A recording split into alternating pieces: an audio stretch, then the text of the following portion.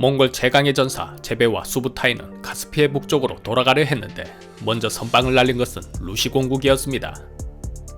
몽골군의 병력은 약 15,000 정도였고 루시 연합군은 8만 대군이었습니다. 그런데도 몽골이 승리한 것입니다. 접전 끝에 승리한 것이 아니라 그냥 일방적인 압승이었습니다. 그 정도 전투력이라면 기세를 몰아 유럽 전 지역을 정복하는 것도 가능했겠지만 몽골은 돌아갔습니다. 왜 그랬을까요? 칭기즈칸은 호라즘을 정벌할 때 몽골에 굴복했었던 서하에게 지원군을 요청했지만 거부당했습니다. 이것은 배신 행위였고 몽골족은 또 배신하면 치를 떨었지요. 이에 칭기즈칸은 먼저 서하를 박살내고 이어서는 금나라를 치려했습니다. 서하는 배신한 나라고 금나라는 자신의 종족을 끊임없이 이간질했던 나라였습니다. 잘 알지도 못하고 원한도 없었던 유럽보다는 서하와 금나라에 대한 응징이 더 급했기에 몽골 최강의 전사 제베와 수부타이도 얼른 돌아오라고 한 것입니다. 유럽 사회로서는 천만다행이었지요. 그런데 일단 칭기즈칸의 명으로 회군하긴 하지만 제베와 수부타이는 이런 생각이 들었습니다. 그 유럽 놈들 겉보기만 화려했지 싸워보니 별것들 아니잖아. 힘도 없는 것들이 허세는 또 무지하게 부리더군. 돌아가면 함께 말씀드려 유럽도 정복하자고 말해봐야겠어. 보물도 많고 말 키우기에도 딱이더군. 하지만 제베는 돌아가는 중에 전염병에 걸려 죽었습니다. 아무래도 그 시기쯤 유럽을 휩쓸었던 흑사병에 걸린 것이 아닌가 합니다. 게다가 칭기즈칸도 서하를 치기 전 말에서 떨어지는 사고로 죽어버립니다. 이에 셋째 아들 오고타이가 2대 칸에 올랐습니다. 몽골에도 세대 교체가 시작된 것이지요. 칭기즈칸의 정복 컨셉이 약탈과 복수였다면 오고타이 칸은 대제국을 가지겠다는 목표를 가지고 있었습니다. 먼저 서하는 자신의 아버지 칭기즈칸을 죽게 한 원수라고 생각하였으므로 용서할 수 없었습니다. 가장 먼저 쳐들어가 서하의 왕족은 물론 백성들도 모두 죽여 민족의 씨를 말려버립니다. 다음에는 금나라 그리고 고려가 목표였습니다. 또한 몽골은 제베와 수부타이가 적은 군사로 대승을 거둔 것으로 보아 유럽도 충분히 정복 가능하다고 생각했습니다. 어쩌면 몽골군에게 금나라, 고려보다는 유럽이 더 쉬웠는지도 모르겠습니다. 이 당시 전략, 전술은 아시아군의 능력이 서양보다 훨씬 높았던 것으로 보입니다. 손자병법이나 삼국지를 보며 혀를 차는 전략들이 다양하게 구사되지요. 특히 제갈량과 사마이의 지략 싸움은 정말 대단합니다. 고구려의 살수대첩, 고려의 귀주대첩에도 고도의 심리전과 최상급 전략이 구사된 것은 말할 것도 없겠습니다. 그런 것에 비해 유럽의 전술은 매우 단순했습니다. 온몸을 감싼 무거운 갑옷에 긴 창을 든 기사단이 선발대가 되어 싸웠고 그들 싸움에서 승패가 거의 갈렸습니다. 동양의 다양한 전술에 비한다면 매우 단순해 보입니다. 게다가 자존심은 또 어찌나 중요하게 생각하는지 유럽군은 적에게 등을 보이는 것을 치욕으로 생각했습니다. 그래서 작전상 후퇴라는 것은 상상도 못할 일이었습니다. 그런 유럽군에게 몽골의 망구다이는 치명적인 전술이었습니다. 망구다이는 기마병들이 적진에 들어가 치고받고 싸우다 일부러 패한 척 달아나는 전략입니다. 상당수는 달아나는 도중에 희생되었습니다. 일부러 선발대는 죽어주는 것이지요. 유럽군들은 승세를 타고 신나게 추격하여 몽골군을 잡으려 했습니다. 하지만 몽골군은 잡힐 듯 잡히지 않는 거리로 달아납니다. 달리는 중에 뒤돌아서 활을 쏘면서 말입니다. 유럽군 입장에서는 얼마나 약이 오르겠습니까? 작고 보잘것없는 말을 타는 몽골인이 눈앞에서 잡히지 않으니 약이 바짝 오른 유럽군은 더 쫓아갑니다. 마치 자신들은 슈퍼카를 타고 달리는데 앞에서 달리는 경차가 좀처럼 따라잡히지 않는 기분일 것입니다. 그러나 이것은 유럽군을 지치게 하기 위함입니다. 몇 번만 이렇게 하면 무거운 갑옷을 입은 유럽군은 금방 지치게 되고 몽골군은 유럽 병사들을 싸우기 좋은 곳으로 유인하여 일제히 섬멸하는 전술입니다. 유럽군은 등을 보이고 달아나는 몽골군이 유인수를 쓴다고는 상상도 하지 못했습니다. 그들은 절대로 그렇게 안 싸웠기 때문입니다. 아니 기사단 자존심이 있지 그렇게는 못 싸웠습니다. 그건 반칙이었습니다. 먼저 압도적인 병력을 가진 루시 연합국이 패한 이유도 이런 몽골의 전략에 말려들어서입니다. 오고타이 칸은 1타3피를 원했습니다. 정복군을 유럽 원정군, 금나라, 고려로 정한 것입니다. 한꺼번에 세 나라를 공격하여 먹겠다는 대단한 자신감이었습니다. 자신들은 충분히 강하기 때문에 나라를 하나씩 정복할 것 없이 군을 나누어 한꺼번에 먹자는 것입니다. 이에 바투에게는 유럽 정복을, 살리타에겐 고려를 맡기고 오고타이 자신은 금나라를 향해 원정을 떠났습니다. 바투는 몽골 최강의 전사 수부타이를 부사령관으로 하고 12만 대군을 이끌고 유럽 정복을 시작했습니다. 15,000 병력으로 8만 루시 연합군을 쓸어버린 몽골군인데 12만이라니 유럽은 이제 큰일 난 겁니다. 유럽으로 가는 제1관문은 불가르족이었습니다. 불가르도 몽골군의 적수가 되지 못했습니다. 단 한 달 만에 정복하여 유럽으로 가는 거점을 확보했습니다. 바투는 잔인한 사람이었습니다. 불가르족 주민들은 남녀노소 구별 말고 보이는 대로 다 죽여라. 이때의 학살로 불가르족 사람 80%가 희생되었다 합니다. 그런데 이상합니다. 불가르는 몽골과 원한을 진 적이 없었고 단지 유럽으로 가는 길목일 뿐이었는데 왜 바투는 첫판부터 이런 잔인한 짓을 했을까요? 백성들이 무슨 죄가 있다고? 바투는 보여주고 싶었습니다. 서방 원적의 첫 관문에서 자신들이 얼마나 무서운 존재인지 나머지 유럽 사람들에게 알리는 것이었죠. 싸움에 임하는 병사들에게 가장 큰 적은 두려움입니다. 실제로 유럽인은 몽골인에 대해 굉장한 두려움을 가지고 있었고 멀리서 들려오는 말발굽 소리만 들어도 오줌을 지릴 정도였다 합니다. 바투는 공포를 퍼뜨렸던 것입니다. 공포는 마치 전염병처럼 퍼져 유럽인의 심장을 파고들었습니다. 매튜 페리스 연대기에는 몽골인을 이렇게 묘사했습니다. 그들은 가는 곳마다 불을 지르고 살육을 한다. 단단한 가슴에 눈썹은 머리카락부터 코까지 뻗어있고 눈은 검고 불안해 보인다. 짧은 코는 일그러져 있고 턱은 뾰족하게 튀어나왔다. 몽골인도 사람입니다. 그런데 왜 이렇게까지 표현했을까요? 두렵기 때문입니다. 우리가 공포 영화를 볼 때도 당장 눈에 보이는 것보다는 상상 속의 존재가 더 무섭듯 유럽인에게 알려지지 않았던 몽골인은 공포 그 자체였습니다. 다음은 러시아였습니다. 당시의 러시아는 루시 공국이라 하여 여러 공국으로 나누어져 있었습니다. 루시 공국은 매우 쫄았습니다. 지난번 정찰 온 몽골군이 자신들의 대군을 물리친 일은 잊을 수가 없었습니다. 게다가 불가리가 처참하게 도륙되는 것을 보았는데 웬만한 멘탈이 아니라면 싸울 마음이 생기지 않는 것은 어쩌면 당연한 일이겠습니다. 러시아의 여러 공국 중 몽골의 첫 번째 타깃은 라잔 공국이었습니다. 라잔 공국의 공작은 싸우기보다는 뇌물을 바치하겠다고 생각했습니다. 있는 보물 없는 보물을 다 모아서 몽골에 보내는 것은 물론 왕자를 사신으로 보내는 성의까지 보였습니다. 과거 잔인했던 칭기즈칸도 이 정도 성의를 보였다면 항복을 받아주었을 것입니다. 그런데 바투의 반응은 뜻밖이었습니다. 이게 다냐? 부족하시겠지만 이걸로 어떻게 좀 봐주십시오. 라잔의 보물이란 보물은 모두 긁어왔습니다. 어차피 너희들의 보물은 내가 다 약탈할 것이다. 내 말은 여자는 없냐는 것이다. 여자라니요? 네 마누라가 엄청 예쁘다고 들었다. 네 마누라도 내가 가져야겠다. 라잔 왕자는 그것만은 허락할 수 없었습니다.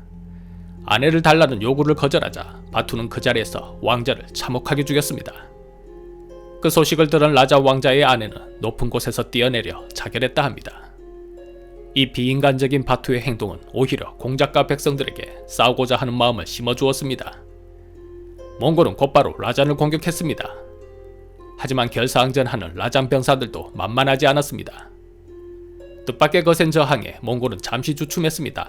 그러나 몽골에는 명장 수부타이가 있었습니다. 그가 지휘한 몽골군은 단 6일 만에 라잔의 수도를 점령해버렸습니다. 승리한 바투는 또 라잔 공국의 모든 시설들을 불지르고 백성들은 잔인하게 죽여버립니다. 무참한 살육 속에서 라잔 공국 백성들은 처절한 비명을 지르며 죽어갔습니다. 더 무서운 것은 그 지옥같은 광경을 바투는 웃으면서 즐겼다고 합니다. 이 얼마나 아름다운 광경이냐. 그래 더 죽여라. 라잔에 존재하는 생명들은 사람, 동물 가리지 말고 남김없이 싹 다 죽여라.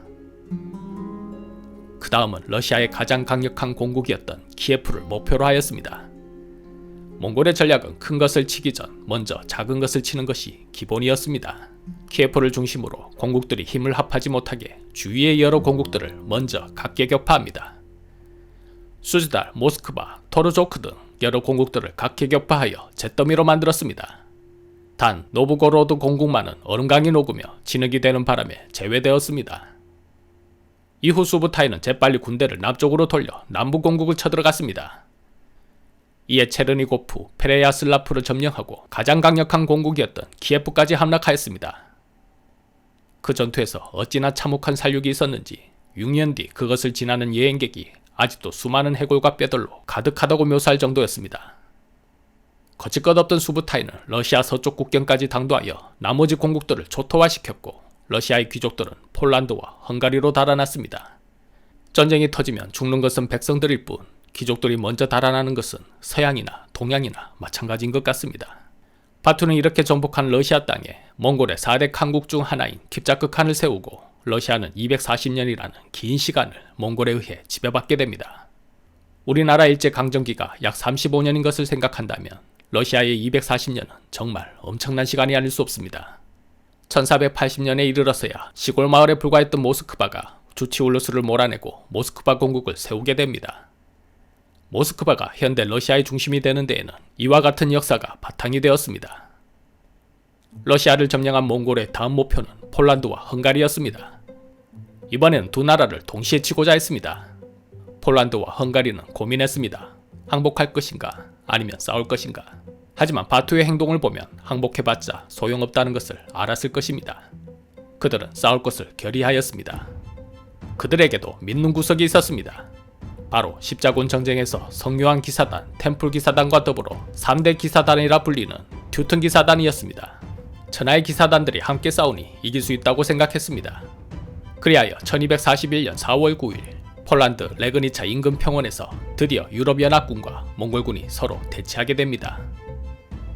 전투를 먼저 개시한 쪽은 몽골군이었습니다. 싸움을 시작하는 화살이 날아오르자 몽골군이 진격했습니다. 유럽 최강의 기사단도 지지 않고 달려나왔습니다. 두 진영이 맞붙자 동양의 용과 서양의 드래곤이 서로 물어뜯는 듯 천지가 진동하였습니다. 그런데 예상과는 다른 상황이 발생하였습니다. 몽골군이 눈에 띄게 무너지는 모습이 보였던 것입니다. 역시 유럽 최강의 기사단은 달랐습니다. 몽골군의 칼은 기사단의 갑옷을 뚫지 못했습니다. 그들의 갑옷은 너무나 단단했습니다. 수많은 인마가 희생된 몽골군은 도저히 안되겠는지 태각합니다. 기사단은 첫 승리에 환호하며 몽골군을 쫓았습니다. 지금까지 유럽으로 오면서 얼마나 많은 사람들을 죽였습니까? 심지어 여자들까지 말입니다. 복수는 나의 것 하면서 전력을 다해 그들을 쫓았습니다. 그런데 이거 어디서 많이 보던 전술이지 않습니까? 그렇습니다. 몽골군의 망구다이 전술입니다. 유럽군들은 몽골군에 대해 너무나 몰랐습니다.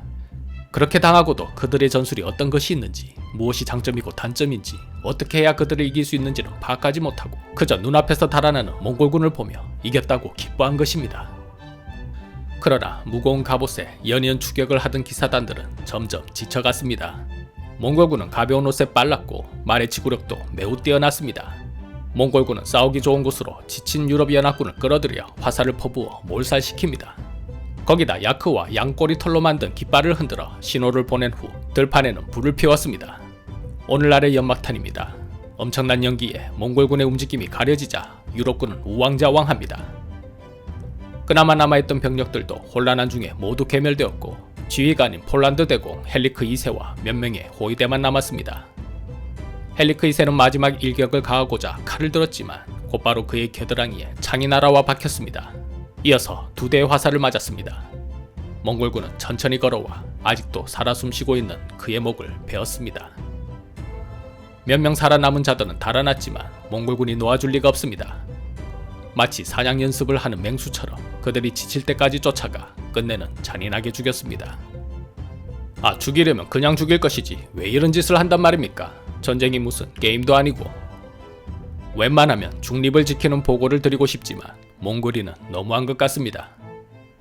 타임머신을 타고 가서 제갈공명이라도 모셔다가 전쟁에 투입시키고 싶은 심정입니다. 어쨌든 망구다의 전술로 폴란드도 처참히 무너졌고 몽골군은 기사들의 귀를 잘라 9개의 큰 포대에 담아 헝가리에 있는 바투와 수베타에게 보냈다고 합니다. 다음은 헝가리였습니다. 헝가리 또한 8만의 병력을 끌어모아 몽골군과의 결사항전을 다짐합니다. 헝가리 왕국은 크로아티아 왕국, 오스트리아 공국, 템플 기사단이 연합하여 결사항전하였습니다. 이번에는 달랐습니다. 귀족들이 몽골의 전위부대를 격파하고 지휘관 벨라 4세 또한 소규모 몽골군을 격파하면서 승세를 타는 것 같았습니다. 그러나 몽골에는 역시 최강전사 수부타이가 있었습니다. 수부타이의 맹활약에 다시 전세는 역전되었고 헝가리군은 무너졌습니다. 살아남은 헝가리군과 벨라 4세는 도주를 시작했지만 몽골의 장기, 지친 사냥감 추격하기가 시작됩니다. 벨라 4세는 간신히 도주해 살아남았지만 헝가리는 몽골에 의해 완전히 무너졌고 인구의 3분의 1이 처참히 도륙당합니다. 폴란드와 헝가리가 무너졌으니 이제 서유럽 차례였습니다. 지금까지 보시다시피 유럽인은 몽골군의 상대가 되지 못했습니다. 그러니 서유럽을 정복하는 것도 시간 문제라 생각했습니다. 서유럽인들은 공포에 떨었습니다. 폐쇄적인 유럽사에서 도대체 몽골인이 왜 왔는지 어디서 왔는지조차 모르고 그냥 일방적으로 당했으니 그 공포는 대단했습니다. 바투는 서유럽까지 오면서 점령지를 무차별적으로 학살했었지요. 서유럽인들은 이제 기도하는 것 말고는 방법이 없었습니다. 저 멀리서 몽골군의 말발굽 소리가 들리지는 않을까 두려움에 떨었습니다. 헝가리 다음은 오스트리아였습니다. 오스트리아 정도야 몽골 입장에서는 가볍게 산책 나가듯 달려가 정복할 수 있다고 생각했습니다. 그런데 기적이 일어났습니다. 1241년 오고타의 칸이 죽은 것입니다. 칭기즈 칸 때도 그랬지만 몽골의 칸이 죽으면 그들은 정복을 멈추고 모두 회군하였습니다. 그때는 정복보다는 칸의 죽음을 수습하고 차기 칸을 선출하는 쿠릴타이 회의에 참석하는 것이 그들에게는 정복보다 더 중요했기 때문입니다. 서유럽뿐 아니라 그 시기 고려에 쳐들어왔던 몽골군도 모두 물러났습니다. 금나라는 이미 멸망했습니다. 서유럽으로서는 죽다 살아난 것과 같았습니다. 이렇게 몽골의 유럽 전벌은 끝나게 됩니다. 신은 오늘 몽골군이 유럽을 정복하는 과정을 보고드려 싸웁니다. 보고드린 바와 같이 몽골인이 가는 곳에 너무 많은 사람들이 죽었습니다. 수천만의 사람들이 몽골의 칼과 화살에 잔인하게 도륙당했습니다. 몽골의 세계 점령이 역사에 미치는 긍정적 영향은 역참으로 세계의 길이 만들어졌다. 인류의 시야가 획기적으로 확대되었다. 전 세계가 플랫폼화되었다고 말하는 사람이 있는데 신은 동의할 수 없습니다. 그 무엇을 갖다 붙인다 하더라도 너무 많은 사람들이 죽었기 때문입니다. 또한 그들의 살육은 잔인하기가 이를 데가 없었습니다. 역참이고 나발이고 플랫폼이고 뭐고 그 어떤 것도 사람의 생명보다 중요하지 않습니다. 그들의 살육은 어떤 말로도 정당화될 수 없고 역사는 그들의 만행을 엄중히 기억해야 할 것입니다. 신이만 물러나옵니다.